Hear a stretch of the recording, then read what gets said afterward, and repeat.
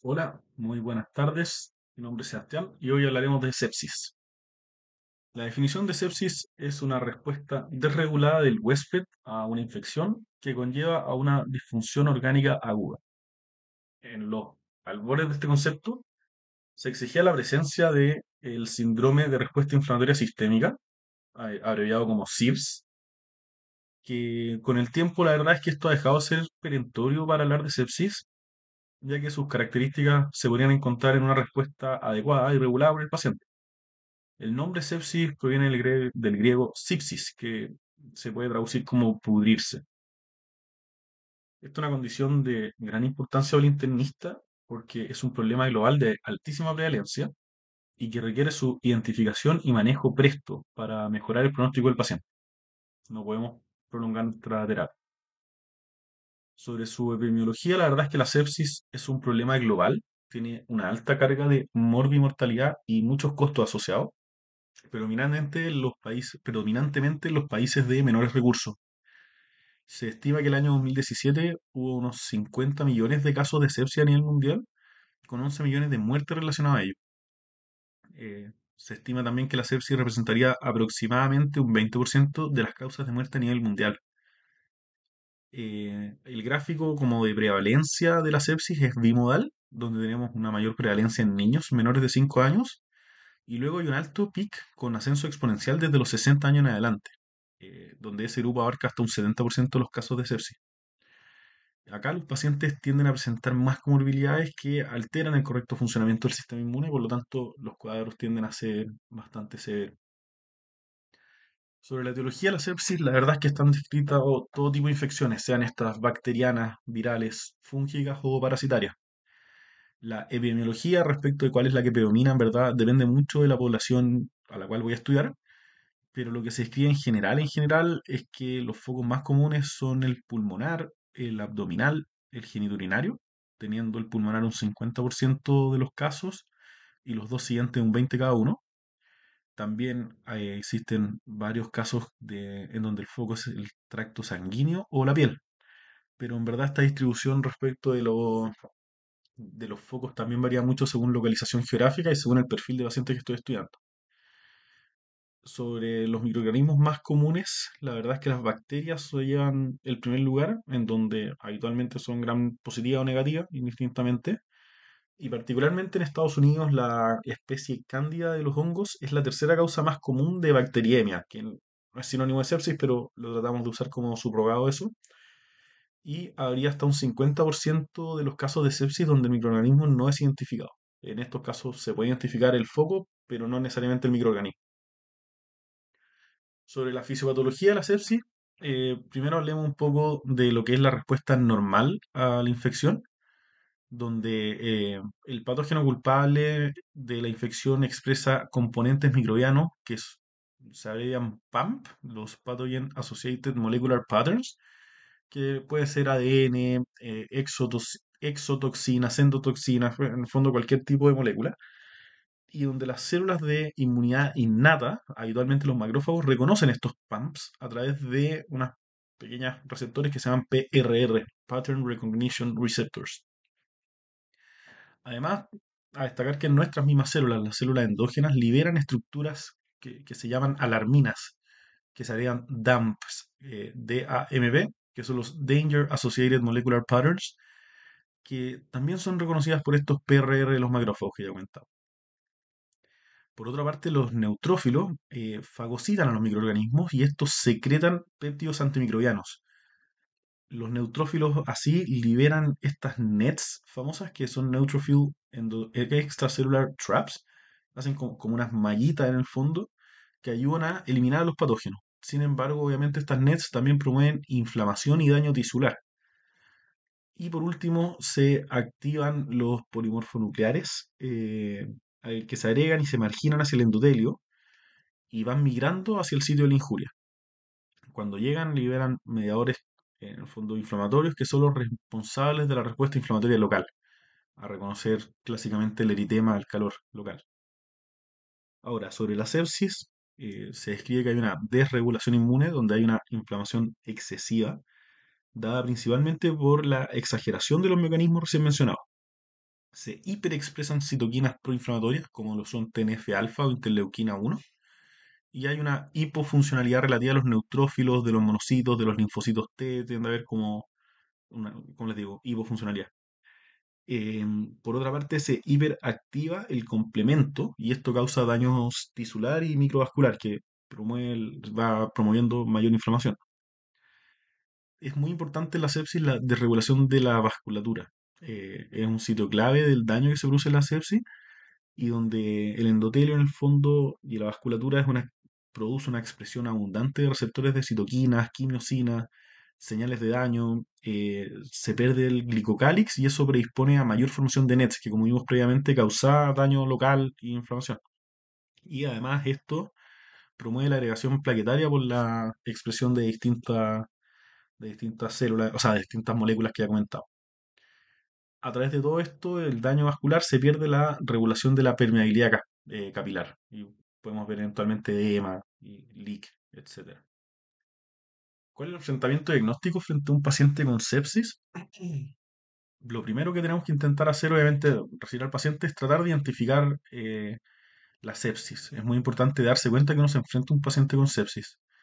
Pero la verdad es que los primeros síntomas son, en primera parte, súper heterogéneos. No, es súper difícil hacer como un- un perfil estándar de los pacientes que están con sepsis.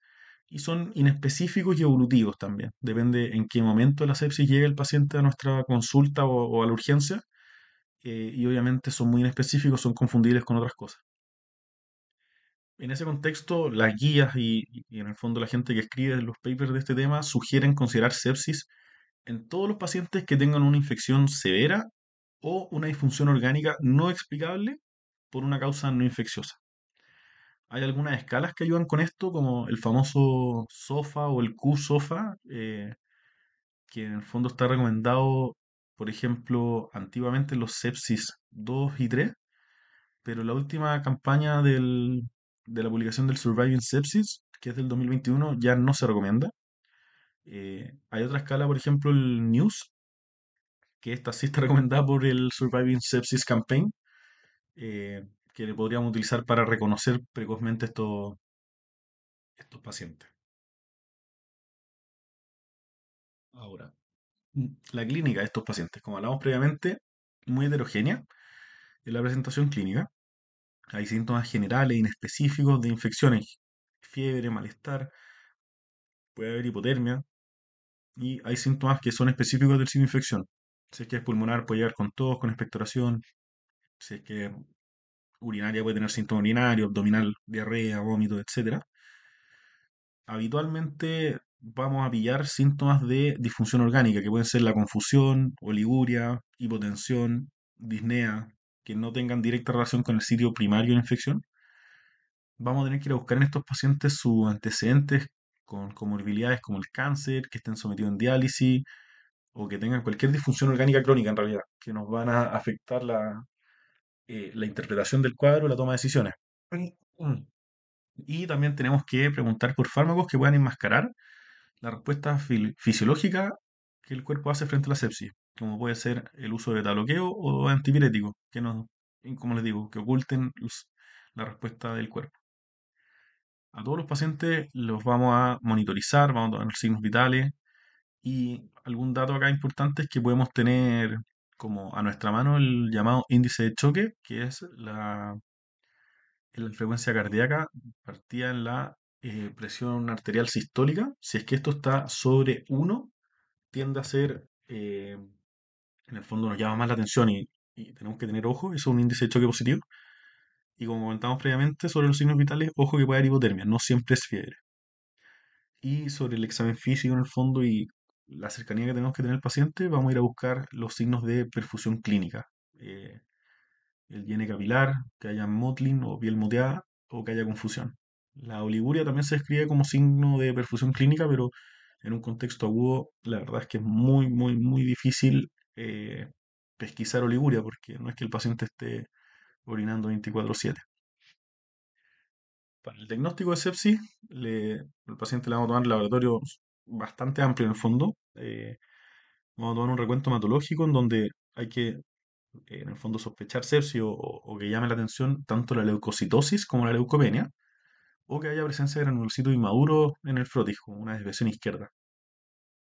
Em, Vamos a tomar lactato para medir la perfusión celular.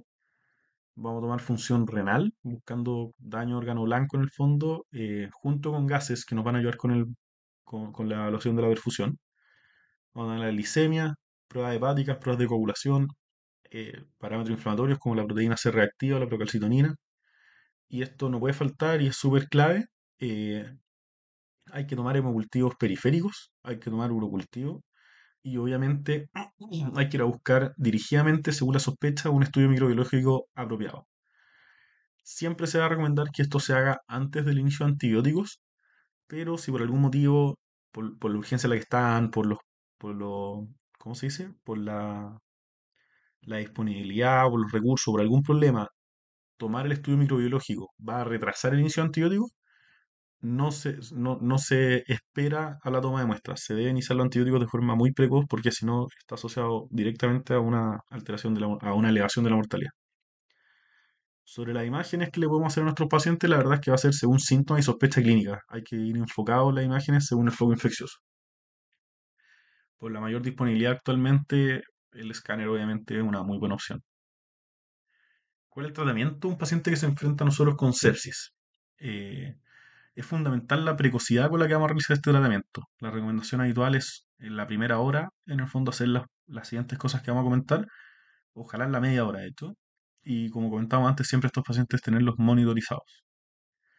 Vamos a ir por pilares del tratamiento, comentando uno a uno. En primer lugar, vamos a restaurar la perfusión y la ventilación, que son cosas clave para, en el fondo, para la vida, ¿no?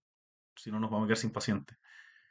Vamos a hacer entrega de oxígeno para saturar sobre el 92% y tener siempre considerando en mente que una intubación puede ser necesaria, no solamente por hipoxemia, sino que por mecánica ventilatoria, bueno, por hipoxemia, por lo que hablábamos, o por otras, por una sepsis muy profunda, por ejemplo, un compromiso hemodinámico muy profundo. Vamos a instalar accesos que de preferencia van a ser vías venosas periféricas por la velocidad disponible de flujo que entregan ellas, a diferencia del catéter central. Y si el acceso es muy complejo, tenemos que considerar un catéter intraóseo. La reposición de volumen a través de estos accesos en el fondo y, como hablábamos, la restauración de la perfusión va a ser a través de cristaloides, ojalá balanceados. El gran ejemplo, el que más usamos acá, es el Ringer lactato. La dosis estándar en el fondo que se recomienda en la guía y que está puesta en todos lados son los 30 ml por kilo en la primera hora. Y esto es variable según el perfil de paciente y según los riesgos del paciente. Acá va a depender un poco de la guía que uno lea, hay hartas publicaciones de sepsis y va a depender un poco de el perfil de reanimación del centro donde uno se forma, pero em, la verdad es que, por ejemplo, un paciente que tenga muchas pérdidas, como alguien que ya con diarrea, con vómito abundante, uno tendería a ser más liberal. En cambio, en pacientes que tengan muy mala tolerancia a la sobrecarga de volumen, como falla cardíaca o quizá enfermedad renal crónica, hay que tener más ojo con esos 30 milikilos, ser un poco más restrictivo, eh, tratar de tratar de ser más cauteloso con la reanimación con cristaloides. Hay, como estandarizado hace mucho tiempo, desde el 2021, desde el 2001, perdón, objetivos de reanimación, que son súper clásicos. Vamos a buscar una saturación venosa central del 70%, una presión venosa central que esté entre 8 y 12 milímetros de mercurio, una presión arterial media entre 65 y 70 milímetros de mercurio y una diuresis de 0,5 ml por kilo por hora. Para todo esto, como se habrán dado cuenta, vamos a tener que tener al paciente bien monitorizado, ya invadido con catéteres, con Foley, ojalá una línea arterial. Son hartas cosas las que tenemos que hacer precozmente. eh, pero bueno, sobre lo mismo que les decía, estos son los objetivos clásicos de reanimación, pero últimamente varios autores prefieren reanimar contra parámetros que se llaman dinámicos, que hay varias medidas respecto a estos parámetros dinámicos que permiten ver si el paciente va a responder mejor en su gasto cardíaco, en su perfusión, según la zona en que se encuentren de su volemia. Habitualmente decimos que el paciente se va a beneficiar de más volumen si se encuentra en la zona de precarga dependencia.